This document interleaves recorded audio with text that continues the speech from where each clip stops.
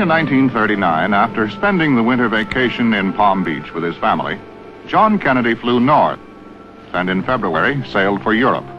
Harvard had allowed him to spend the school term abroad, and during the spring and summer of 1939, he traveled through Europe and the Middle East. He wrote a detailed report about each country he visited, using the American embassies as temporary offices, and forwarded the reports to his father, the American ambassador to Great Britain. Working at Harvard's Widener Library, he put to use the observations and insights he had gained from his 8 months abroad. That winter, he concentrated on writing an honors thesis entitled Appeasement at Munich. The essay was so well received that Kennedy decided to expand it and try to get it published. The result was a book called Why England Slept, which soon became a bestseller, a heady experience for a 23-year-old.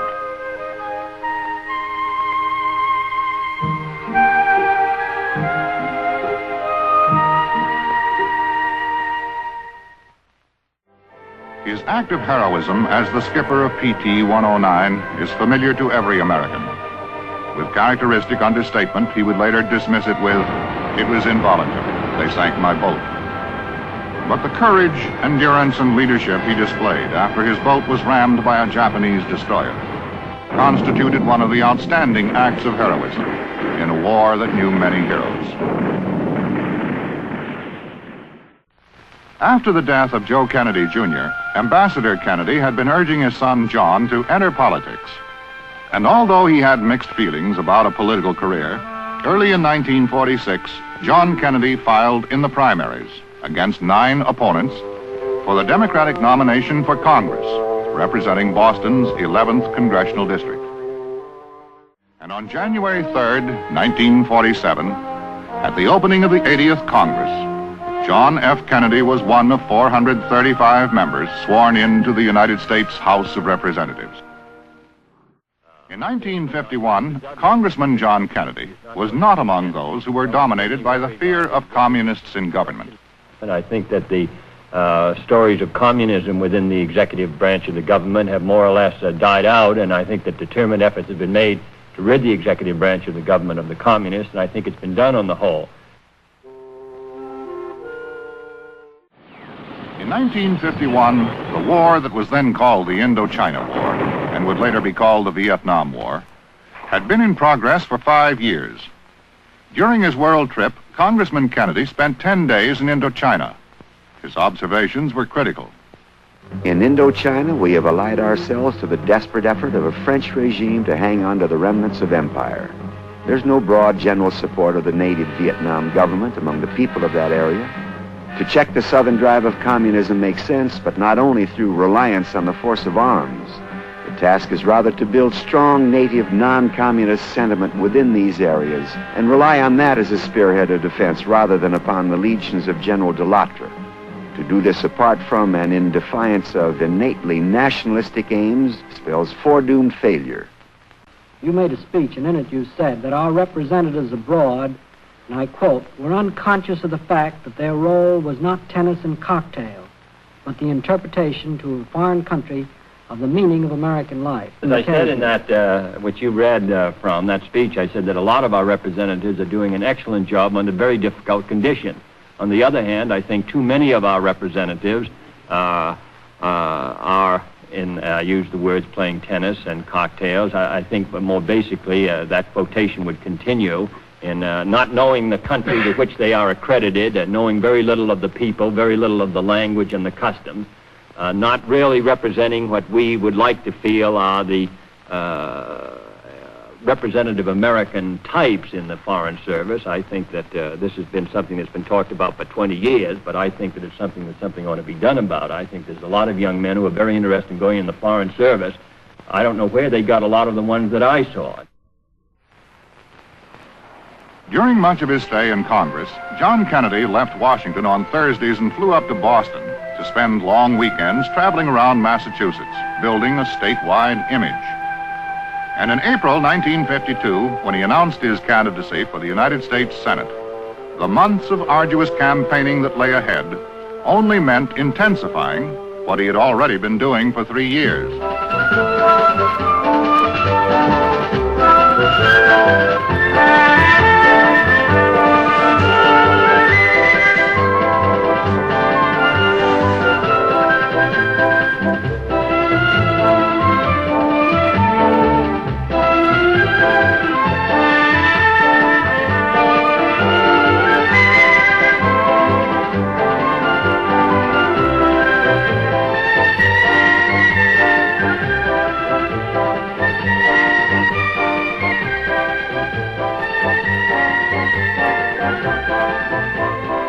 Those who saw him only casually during the campaign had no idea of the ordeal the candidate was going through.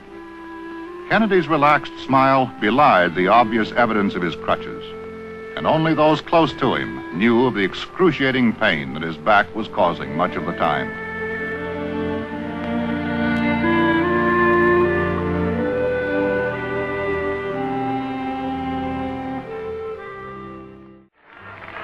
Kennedy beat Lodge by a narrow margin, and many observers felt that the receptions had made the difference.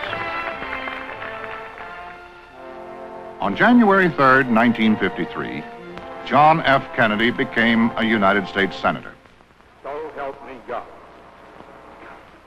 And on January 20th, Dwight D. Eisenhower became the 34th President of the United States. One of the biggest social events of 1953 was the wedding on September 12th of Jacqueline Bouvier of Newport, Rhode Island, and Senator John F. Kennedy of Massachusetts. For years, John Kennedy had been considered one of the country's most eligible bachelors. Now, with his marriage, there was a great deal of curiosity about the lovely woman who had become his bride. How long did you know each other before you were married? We knew each other about a year. Are you a native, Washingtonian? No, I was born in New York. And your maiden name? Jacqueline Bouvier. Bouvier. French? That's right. Where did you go on your honeymoon? We went to Acapulco, Mexico. Do any fishing? Yes, my husband caught a 10-foot sailfish, which he has in his office. A real prize catch. Did you help him haul it in? Well, not really, but I was in the boat.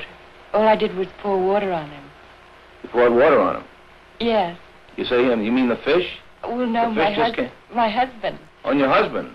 Because it was so hot in that boiling sun, and he had to fight the fish for about 3 hours. So I just stayed there pouring water on him and giving him Coca-Cola. Is fishing one of your hobbies? Well, I have done a lot of fishing off and on through the years, some down off Florida some time ago. And during our honeymoon, we went to Mexico, and I fished down there. Well, if your husband should suddenly decide someday to leave politics, where would you like to live? Well, I suppose in Boston, because, well, that's where he comes from and where he belongs. I suppose any other place he'd be sort of drifting. You want to be with him? Yes. You're pretty much in love with him, aren't you? Oh. Well, Senator, to mix a little romance with politics, where did you meet your wife? Oh, I met her 3 years ago at a dinner here in Washington. She used to be the inquiring photographer for the Times-Herald at that time. She was in journalism at the time. Was it a case of love at first sight? Well, I don't know whether... I don't know how you would describe those, but anyway, I was very interested. Recognizing that this convention has selected a man who has campaigned in all parts of the country, who has worked entirely for the party... A nation watched John F. Kennedy in defeat and liked what it saw. And from the triumph of that defeat in 1956 emerged the presidential candidate of 1960.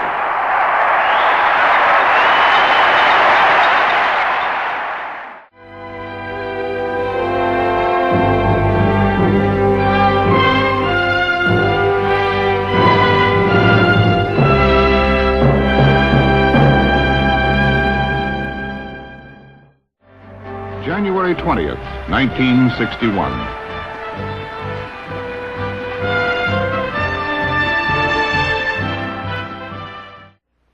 This administration intends to be candid about its errors.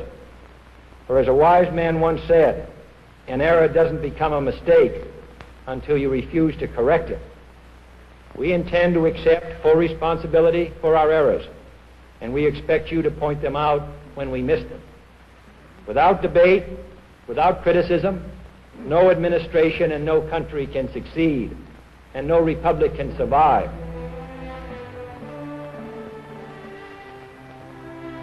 The Bay of Pigs was a painful initiation, but its lessons were well learned. Thereafter, the president would rely less on the experts and more on his own people and himself. During his 14 years in Congress, John Kennedy had been liked and respected by his colleagues. As president, he flooded Congress with proposals, and while the majority of his measures were passed, he also suffered some notable defeats. Some felt he was not effective in his relations with Congress. But perhaps more significantly, his difficulty was that he aimed for so much in so little time, both in the Congress and in the nation. The president's personal popularity was great, but he had been elected by the slimmest of margins. He faced a country not in the midst of any apparent great crisis. And his feeling of urgency about America's many very real problems was shared by relatively few. We need a permanent unemployment insurance program so that there are those who want to work and can't find a job will not be shifted and living on a marginal income without hope for themselves. These are things which other countries in Western Europe did 30 or 40 years ago. This country is a free society in which everyone can succeed or fail based on what they have inside of them, not what they have outside.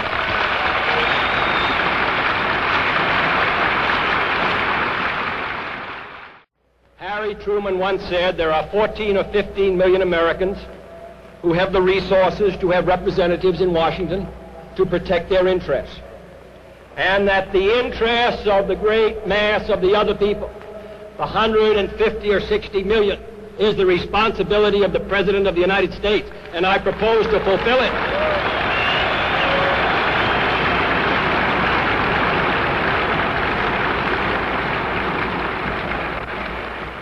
Then I believe it is the business of the President of the United States to concern himself with the general welfare and the public interest, and if the people feel that it is not, then they should secure the services of a new President of the United States. In the years since World War II, some 40 new nations had been formed, containing nearly 1 billion people. If, during the age of Kennedy, the White House was often a miniature United Nations, it was because John Kennedy was the first American president for whom the whole world was, in a sense, domestic politics.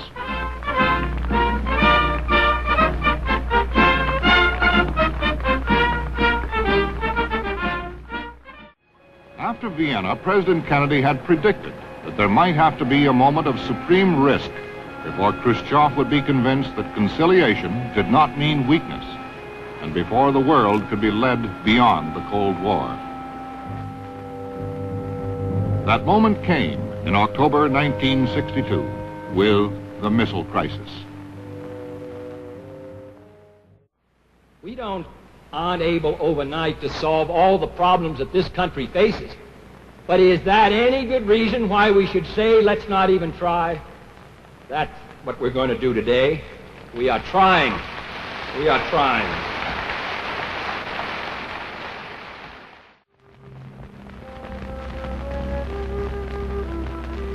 Today we mourn him. Tomorrow and tomorrow we shall miss him. And so we shall never know how different the world might have been